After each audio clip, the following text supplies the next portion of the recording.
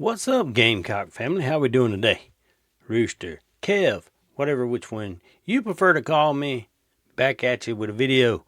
Want to talk South Carolina transfer portal, defensive gets, and a defensive letdown for myself personally of a guy that jumped in the transfer portal yesterday that when he signed with South Carolina, had such high hopes for this guy.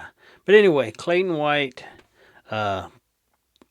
restacking the defense. How do we think he's doing in the transfer portal? We'll go through, and I know it's not him, the whole defensive coaching staff.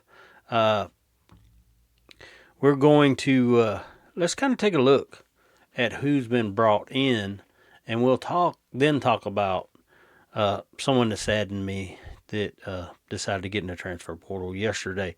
Anyway, Kelby Collins from Alabama. Of course, we also know Arkansas State. His brother Drew Collins will be joining the Gamecocks on defense. Kentucky transfer, defensive back Quashid Scott. Probably going to play corner from everything I understand. He will be playing corner for the Gamecocks, transferred in from Kentucky. Jordan Thomas, defensive lineman from Georgia. Didn't see a lot of time in Georgia, so we don't know a lot yet. But we know that South Carolina really liked the guy coming out of high school, and he chose to go to Georgia. Now he's back at South Carolina. Caleb Herring was a guy that committed yesterday from Tennessee. I want to say something. He had 4 sacks last year. Somewhere right around that number, 3.5, 4 tackles for loss. Everyone's been waiting on a name that we thought would be the opposite side of Dylan Stewart. I think everyone thinks that name's Caleb Herring. I think you'll also see Kelby Collins at defensive end. So I think this defense is going to be even better than it was last year. And the defense wasn't bad last year. The problem with the defense last year was giving up drives at the wrong time of football games. You know, Beamer reiterates all the time that, hey, you know, we were leading going into the fourth quarter and that type of stuff, and you were unable to hold at the end of these games. Reasons why. Maybe depth was an issue. Just, you know, at the most inopportune times. We just gave up points when we should have been winning football games. So I think that defensive line is going to be much stronger. If we look around, are there more guys that you think maybe we need to bring in, or positions? Let's go with positions. Do we need more DBs? I think we're going to need a few. It wouldn't hurt my feelings to see a safety come in. Always interior defensive linemen. Getting those guys in a good rotation, keeping them fresh for the fourth quarter. Same thing with your pass rushers. You know, is this a situation where you can take guys like Kelby Collins and maybe not use? It's hard to say anymore. Like in college, there's no like third down pass rushers, you would say, because college is about throwing the football so much anymore. I guess if you play teams that run the ball a lot and they have a big physical offensive line and some big running backs, maybe you want to start bringing in a little bit bigger bodies at kind of at defensive end to secure running lanes and save some pass rush for late in the game. But you know, like a guy like Dylan Stewart's going to play every down. You can't take him off the field. He's just too much. He's too good at when he wants to be. He's very good against the run, and he runs people down from behind. I think he needs a couple more moves, maybe a little more weight this year. Teams were using his speed and his lean kind of against him, and these big tackles were just kind of laying on him. Shove him down, lay on top of him, take him out of the play. So let's get into a disappointing. But anyway, we talked about grades. If y'all missed the grade video on what we think the team, please go back and comment on that video and tell me how you think Shane Beamer and his coaching staff has done in the offseason. Even the coaching staff, the changes that were made to the coaching staffs. I'd like to know how you guys kind of would grade that at this point. Like we've talked about a million times. A lot's got to be seen on the field before you get a true grade of how this offseason really went for South Carolina. But I do think it's positive. It was positive in the offseason last year, and it was just a major letdown during the season. So we're kind of that wait and see, most of us, I think, as Gamecock fans. Look, you can go on Twitter, and everybody's blowing it up. This is going to be great. The hype is back. But the vast majority of us has been this rodeo before, and we're not. No. When you change that many pieces, you got to see how it gels together, and y'all are not about to see Rooster come on here and rant and rave and hype all summer long about this football team. I will know more come the third game of the season in September of this year. And before that, I'm not falling into the hype. We talk realistic here anyway. We don't talk all that hype stuff. All right, let's get into a disappointing departure for me. Desmond Umeia Zulu. Des U. When he first signed with South Carolina, remember he signed coming out of the DMV area, high four-star kid. You looked at the size, you said, well, maybe he needs to put a little bit of weight on. But he looked like he was going to be a very, very impactful player for South Carolina. It just turned out that it just hasn't really clicked. I think he gives great effort on the field. He's made some plays here and there, but would you just look at it and say, man, he's going into 4 years, y'all. 4 years as a pass rusher, when you can look around right now, and a lot of these guys and the guys that are getting hyped, these kids are freshmen, redshirt freshmen, maybe 2-year players that are putting up some numbers. Now, he was behind Kyle Kennard. He filled in for Dylan Stewart during injuries or relief, and I don't know. I thought this would be the year that Dez could compete to be on the opposite side of Dylan Stewart, just make more of an impact on the game. And he hits the transfer portal yesterday. Just very, very disappointing for me. I so wanted that kid to succeed at South Carolina. I really, really did. I thought coming in, he was one of my guys that I thought was going to be an impact player. But then, after they signed Herring yesterday from Tennessee,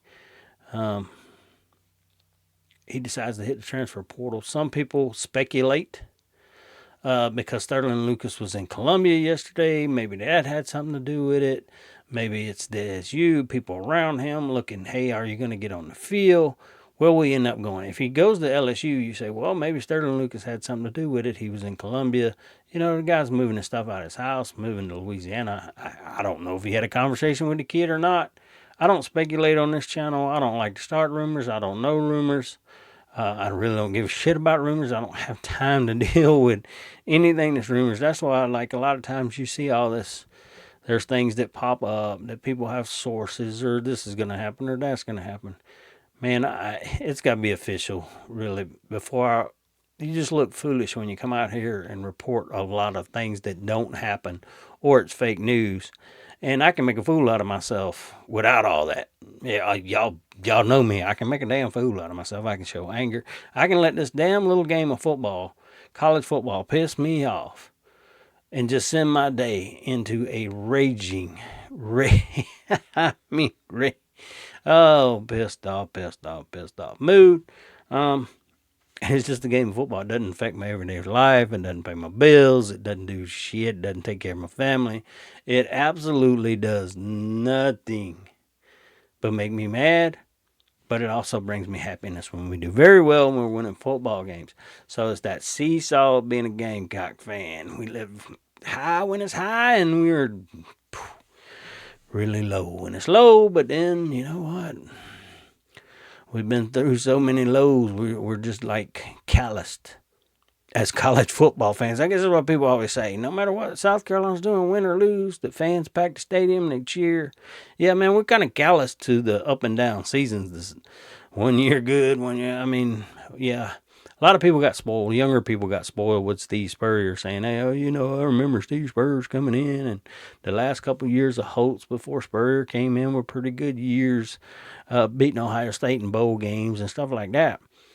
Go farther back, not so kind to the older generation of Gamecock. 84 was our big year, I mean, beyond that, the ACC championship, but hell, I ain't even old enough to have been around for that thing, so I can't even really be that excited about it. But hey, you know what? It's a new year. I give Beamer credit. He's trying to do some new things. I give the coaching staff credit. They're going to do a lot of new things. There's going to be a lot of excitement around the program. There's going to be a lot of people that are hyped about it. There's a lot of us on here. There's a lot of people that come into my comment section. It's a wait and see thing. There's still some people that think Beamer should be gone. And I think this is the year that if this team doesn't perform, I think the one thing people don't want to see is Beamer win just enough games to keep his job. I think for the fans, it has to be a hit. And when I mean hit, I'm talking they want to see 9-10 wins. They want to see wins against ranked opponents, good teams, and be in that conversation to make the playoffs. I think that's where South Carolina fans, honestly, at minimum, expectations for Beamer in year 6. When you look around the coaches and how long they've been around us making playoffs, South Carolina fans just don't want to play second fiddle anymore, y'all. Y'all know that. I know that. I don't want to play second fiddle to these other teams either. When we know the potential is there, there is nothing that a lot of these teams have that South Carolina doesn't have. There's a lot that South Carolina has that a lot of these teams don't. The fans themselves for the University of South Carolina is amazing compared to a lot of these other college football teams. People talking about Miami, where they get 5,000 fans to show up. That's a pro town, dude. Y'all might as well hang it up. Miami's a pro town. It is vastly, and this ain't a racist statement, Hispanic. And there are so many people that live in Miami that are not from Miami. So anytime you're in an area like that, you're not going to have the passionate fans that you do with a South Carolina or Clemson or Georgia, Alabama, or these teams that are in the market where they are the team. Miami's not one of those markets. Is Bloomington, Indiana, since it's outside of, if it's in Indianapolis, the people really show up for it, or is that a pro sport town too? I don't know, but Miami's definitely that. Florida's big pro sports because there's so many pro sport teams down here. But don't get me wrong, the Gators are here, and the Seminole fans are here, and there's a lot of Miami fans inside the state of Florida that don't go to football games. First, they don't like the stadium. They don't want to go to the Hard Rock. You don't want to go into Miami. Traffic sucks. So that's a major reason that a lot of the Miami fans don't go to the football games. It's true. I live not very far from it. You guys know me. We talk about it all the time about these Florida teams. But, Tampa's kind of the same way as Miami. It's a pro sport town, man. And you got the Tampa Lightning. You got the Rays. All have won championships. South Florida, hey, look, people love a little hype around it, but the vast majority of people in Tampa are either Florida State or Florida. They're Seminoles or Gators, I can promise you that, if they're from the state of Florida. But anyway, I got to get over here, guys. I got to get some more stuff done today, including some work. I got to get done and finished up, some scheduling stuff. But always appreciate you guys for subscribing, hanging out here. The back and forth banter. It always ends with my buddy Stampede. I'm sending you a shout out. We're going to agree to disagree on the Indiana thing, all right? Let it go, my friend. Anyway, love all you guys. Y'all have a wonderful rest of your day. And if we don't talk over the weekend, now if more exciting news comes out, we may talk over the weekend. We're going to get back to the whiteboard. Transfer portal stops today. So you can still take guys, but you ain't got to worry about losing guys if you're a head coach. So I'm sure that takes some stress off of some of these coaches. But anyway, y'all have a wonderful rest of your day. Don't do nothing I wouldn't.